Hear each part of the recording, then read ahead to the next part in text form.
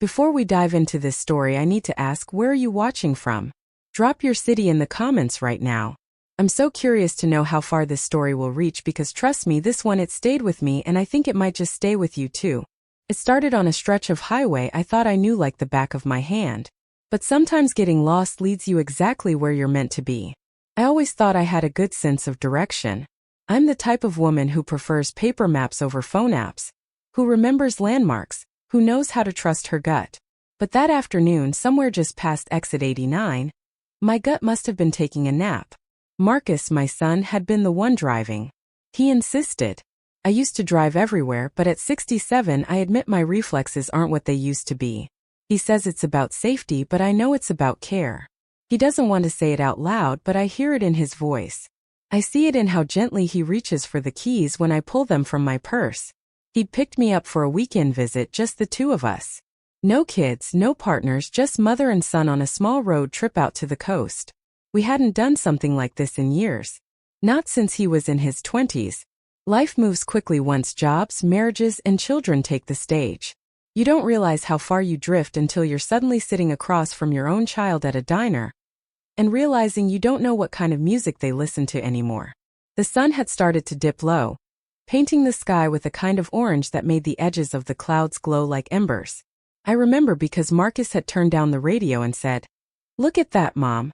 Don't see skies like that in the city." I'd smiled. Makes getting a little lost worth it. 'Cause yes, we were lost. The GPS had taken us on some strange detour, insisting a particular route would save us 10 minutes. 10 minutes we never got back. The highway stretched into unfamiliar fields and silos, fences eaten away by time, roads that felt too quiet. Every few miles we passed a gas station that looked like it hadn't seen a customer since the 90s. Still, I wasn't nervous. Not really. Not yet. We drove in silence for a bit. I could hear the low hum of the tires on the road and the occasional creak from the dash. Marcus's profile in the soft light reminded me of his father. Strong jaw, slightly furrowed brow, that same quiet focus. But there was something else in his expression that night, something unsettled. He wasn't fidgeting exactly, but he kept adjusting his grip on the wheel as if working up to something. "Mom," he said suddenly, glancing at me, then back to the road. "Can I ask you something?" I turned toward him, curious. "Of course you know you can." There was a pause, a thick one, long enough that I started to wonder if I should press. But I waited. "I've been thinking a lot about when I was a kid," he said finally. "Like the kind of mom you were, the things you gave up." That caught me off guard. Not in a bad way, just no one ever asks about those things. Especially not your own children. You assume they don't notice. Or worse, they forget. "I didn't give up anything I wasn't willing to," I said. "You were the best thing I ever did." He nodded, his jaw tightening. "Yeah, but you did give up things. Dad, he wasn't always fair to you. Even I knew that back then." That hit harder than I expected. Not because it was untrue, but because he saw it. I looked out the window for a second, needing a breath. "You were just a boy, Marcus. You shouldn't have had to carry that." "I know," he said softly. "But I did, and I'm not a boy anymore." He pulled off to the shoulder without warning. We were in the middle of nowhere. Nothing but trees, distant hills, and a faded metal fence that ran along the right side of the road. The kind of place you wouldn't normally stop. But he parked the car and turned to me, his hands resting in his lap, still and serious. "I don't think I ever said thank you," he continued. "For staying, for keeping the house steady when everything felt like it was breaking apart, for putting me first." I stared at him. This man, my son, and in that moment I didn't see the kid who scraped his knees or the teenager who slammed his door. I saw someone who had been watching all along. Someone who had carried things I never meant for him to carry. And now he was trying to put some of that down. "You don't have to thank me," I whispered. "But I'm glad you did." His eyes glossed over. And mine probably did too. We didn't cry. Not yet. But the weight of that moment settled heavy and warm between us like an old quilt pulled up over our shoulders. "I've been thinking about how I want to live differently," he said. "How I want to show up better for my kids, for myself.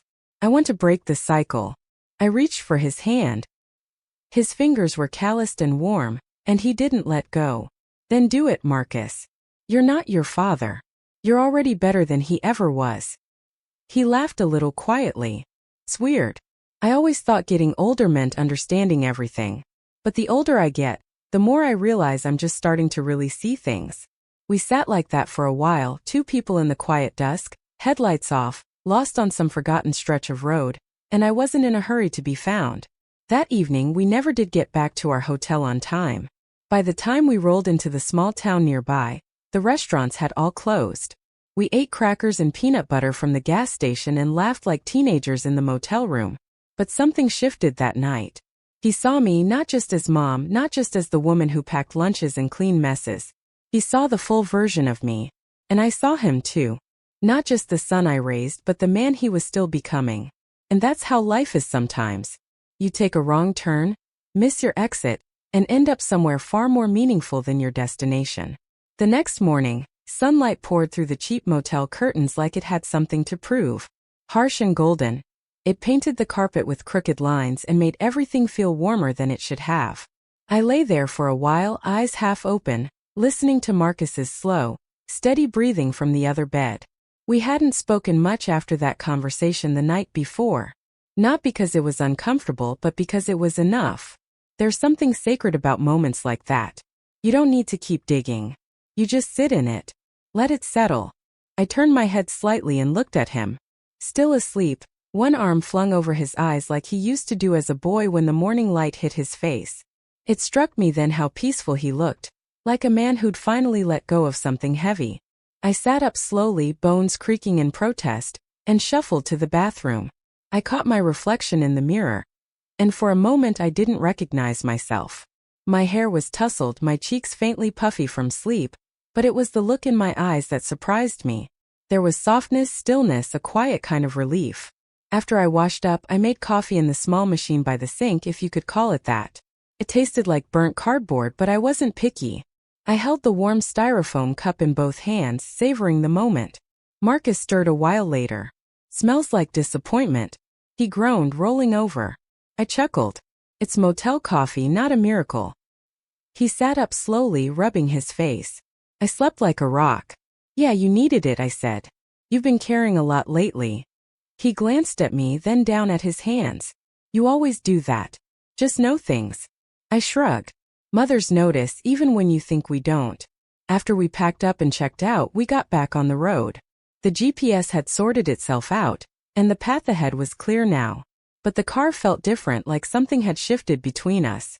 Not in a bad way, just deeper, quieter. We drove in comfortable silence for miles. Just the hum of the road and the occasional hawk gliding overhead.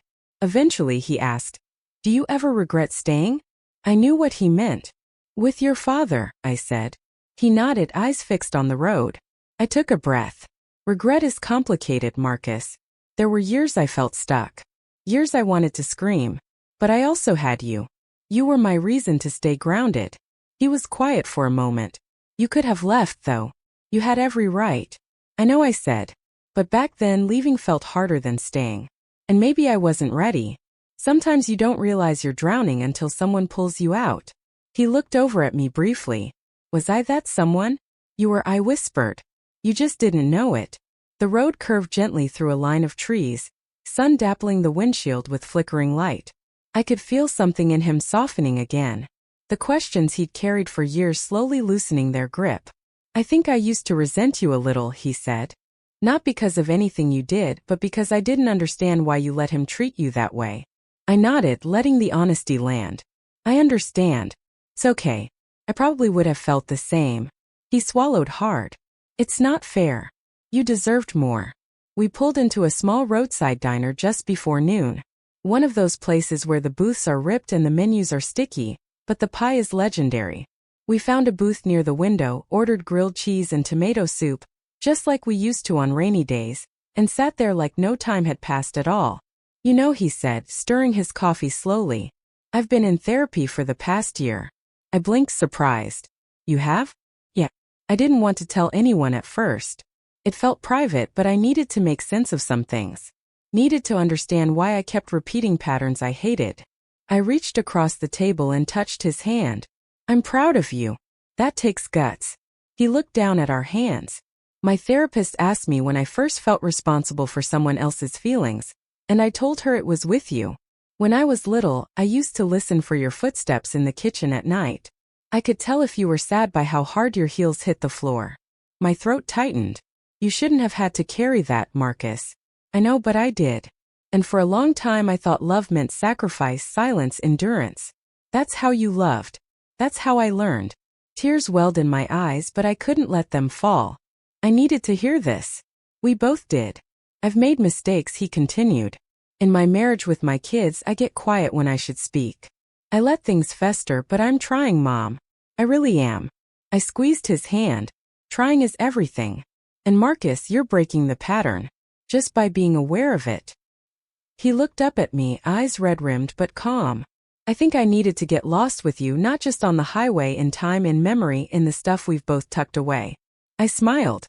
Funny how the road knows what we need before we do. He laughed softly.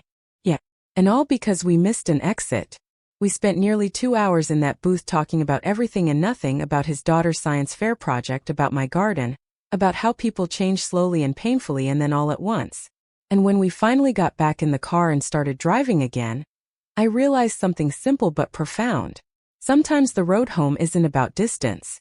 It's about truth. The highway stretched out in front of us like a ribbon of possibility. After our long talk at the diner, there was a stillness between us, not the awkward kind, but the kind that settles over people who've said things that needed to be said. Truth has a way of leaving behind a quiet, almost sacred hush. Marcus turned on the radio. An old song from the 70s hummed through the speakers. Something with a slow beat, a nostalgic melody. I recognized it immediately. Fleetwood Mac. You remember this one? He asked. I chuckled. You used to sing the chorus with a mouthful of cereal. You get all the words wrong. He laughed and shook his head. I thought I sounded just like Stevie Nicks. You didn't, I teased. Not even close. That got a full honest laugh out of him. It was good to see that again, to see him not just smile but really laugh, the kind that softens the lines around his eyes and makes him look young, even if just for a moment. After a while, we passed a sign for a scenic overlook. Marcus glanced over at me. Want to pull off for a bit? Sure, I said. We're not in a rush. We parked and got out. The air was different up there, cooler, cleaner. The view was wide and green, stretching far into a valley below, where small houses and farms looked like pieces on a toy set. The sky was still bright, but the sun was starting to drift lower, casting long shadows across the hills. We stood at the edge of the lookout, leaning against the wooden rail. There weren't many people around, just an elderly couple sitting on a bench, holding hands, and a young family unpacking sandwiches from a cooler. I used to dream about places like this, Marcus said, staring out at the view. When things were loud at home, I'd close my eyes and imagine being somewhere quiet, somewhere open. I didn't respond right away.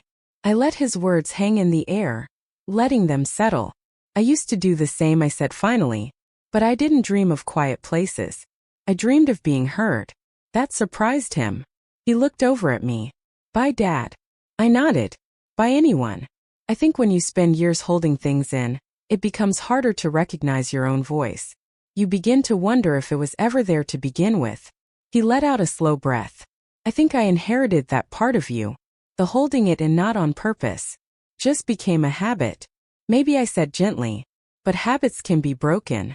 You're already doing it. He turned and leaned his back against the railing. Can I ask you something personal? I gave a small smile. We're way past the point of polite small talk. He hesitated, then asked, do you ever think about what your life could have been if things had been different? That question landed deep, not because it hadn't crossed my mind before. It had 1,000 times, but hearing it from him made it feel real in a way it never had before. I used to, I said, looking out at the horizon. I used to imagine a version of myself who went to art school, who traveled more, who never settled for half a heart. Marcus was quiet, listening. But then I think about what I would have missed. I added, I would have missed you, watching you grow, teaching you how to ride a bike, reading to you when you were sick. I wouldn't trade those memories, not for anything. He nodded slowly. I guess we all carry the lives we didn't live. Yes, I said. But they don't have to weigh us down. They can remind us of what we still have time to find. We sat on a bench after that, watching the sky shift from blue to soft lavender. It felt good to rest, not just our legs but our hearts. And in that stillness I realized something else. For the first time in a long time I didn't feel like I had to be strong. Not for him, not for anyone. Marcus reached over and held my hand just like he used to when he was small. He didn't say anything. He didn't have to. Eventually we got back in the car and drove in silence. Not the kind of silence that means nothing to say, but the kind that means everything had already been said. We were comfortable in it, like slipping into an old sweater on a cool evening. Later, we checked into a small inn just outside the coast. It had a wraparound porch and flowers in the windowsills. The woman at the front desk gave us cookies with our room keys. The kind of place that felt like someone's home, not a stop on a map. That night, we sat on the porch with tea in hand, wrapped in borrowed blankets, listening to the faint sound of waves crashing in the distance. I watched Marcus staring into the darkness, his shoulders relaxed, his eyes soft. You know, he said, I used to think we had nothing left to talk about. I looked over at him and now he smiled faintly. Now I think we've only just started. The porch creaked beneath us and I could feel the air change, the kind of shift that happens when something finally finds its place. And I knew deep in my bones that this trip had given us more than either of us expected. It wasn't just about the past or the things we didn't say for years. It was about what we could still build from here. The morning air by the coast felt different, saltier, more alive. I could hear the waves even before I opened the curtains, rhythmic and steady like a heartbeat against the shore. When I stepped out onto the small balcony just off our room, the sky was strewn with pale pink and soft gold. And I stood there barefoot for a moment, feeling the worn wood beneath my feet, and the chill of the ocean breeze brushing my skin. Marcus was still asleep, sprawled across his bed, with the blanket tangled at his feet. He looked younger like that, his face relaxed, his breathing deep and even. There was something tender about watching your grown child sleep. It reminded me of all the times I crept into his room when he was a boy, just to make sure he was still breathing, my heart always full and a little afraid. I pulled on my sweater and stepped quietly down the creaky staircase to the inn's kitchen. The innkeeper, a soft-spoken woman named Emily, handed me a fresh mug of coffee and a blueberry muffin warm from the oven. I thanked her and sat alone for a bit, watching the morning light stretch across the floor. It felt like a different kind of peace. Not the fragile kind you're afraid will shatter, but the quiet, enduring kind you carry with you when something inside has healed. By the time Marcus came down, the sun was high and the smell of bacon filled the air. You sleep okay? I asked, passing him a cup. He nodded, rubbing his eyes. Better than I have in months. We ate breakfast slowly, not rushing anything, the way you do when you know the moment is more important than the plan. Afterward, we took a walk down to the beach. The sand was cool beneath our feet, the tide low, and we walked side by side with our shoes in hand, letting the waves lap at our ankles. I was thinking, Marcus said, glancing at me, about the last time we went to the beach together. Do you remember? I thought for a second. The summer after your high school graduation. He smiled. Yeah, you brought that old striped umbrella and Dad didn't come. Said he had paperwork. I remembered that day. The way the sun clung to his shoulders, the laughter in his voice.